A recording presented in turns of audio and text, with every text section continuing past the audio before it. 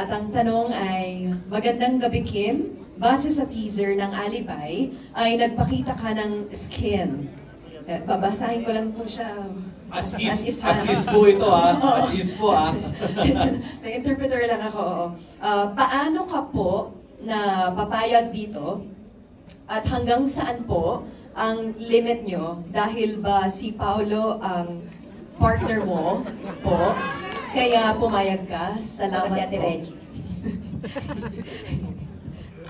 Kim, tagabasa lang ako. Sige, siguro naman as a 35 years old woman.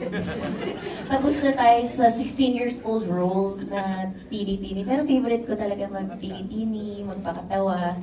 Pero parang pag tinatrack ko yung journey ko dito sa industriyang to, parang nahati ko naman na siya sa teens, 20s. Sabi ko, ano mapakita ko sa aking 30s? I think it's my skin. Pero malaki talaga yung tiwala ko talaga sa Dreamscape. As in, sila talaga yung naghubog sa akin. Danica, wala na ako kayo! Hindi. Wow, talaga! Yeah. Hala, bakit? Hindi naman siya ginawa as its artistic way. Medyo mahirap na gawin, pero ako naiyak. Gusto ko lang magpakita ng bago at sa mga nagsasabing hindi ako marunong sa ganitong klaseng role. Ito na yun. So, I want to prove all of them wrong, and I think I can do more than what they know. So thank you talaga sa Dreamscape. And of course, si Pao din naman, malaking tulong din siya dahil kita ko naman yung respeto niya sa akin. And sa mga director namin na inaalagaan yung mga shots and yung mga cameramans namin, sa mga nag-iilaw, ang ganda ng launching ng body ko. Thank you so much. And sa nag-choreo sa akin, thank you. Sa gym trainers ko, thank you so much. Pero more than the skin, parang more than the skin, it's what's inside me and what I want to show to all my supporters. And kung kakaroon man ng bagong supporters, maraming salamat po. Thank you, Kim. Actually, follow-up question dito for Pao. Reaction daw dito, same question. Just following up from this question from Reggie Punoan.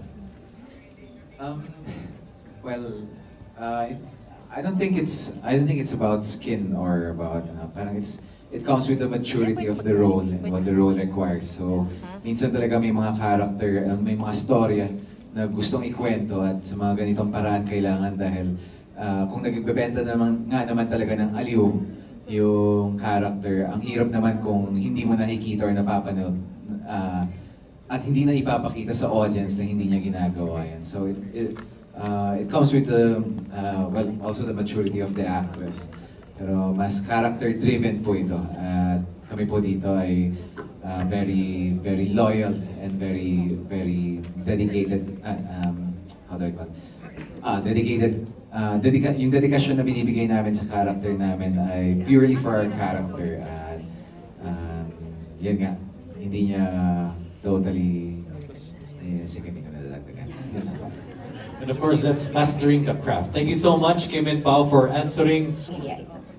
Worst alibay. Tapos ano daw, how did you respond? Worst alibay. Ang sagot na, hindi ko alam. Yeah, that's super worst. Ba't mo ginawa kung hindi mo alam? Tapos pag yung respondent is, yung sagot ko ay, wala, hindi ko na kinausap yung tao. On the way na ka. Yes. Yung tatanungin mo, bakit kaya hindi ko alam. Yes. Di ba nakaka-irita yun? So wala na, iniwan ko na lang. Iniwan? Hindi ba dapat? Hello? Sorry. Hindi ko balik kay Davao Digital Production. Anong tanong niya? Mas maganda ata doon. Tagabasa lang talaga ako. So, ang kanyang tanong ay, may times ba raw na nag-alibay ka raw na kay Paolo dahil sa isang situation. Same question with Paolo. Nag-alibay ka na ba kay Kim? Tapos all caps, please share the situation? Question mark. Double question mark.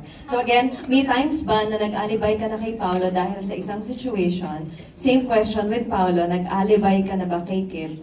All caps, please share the situation. Double question mark.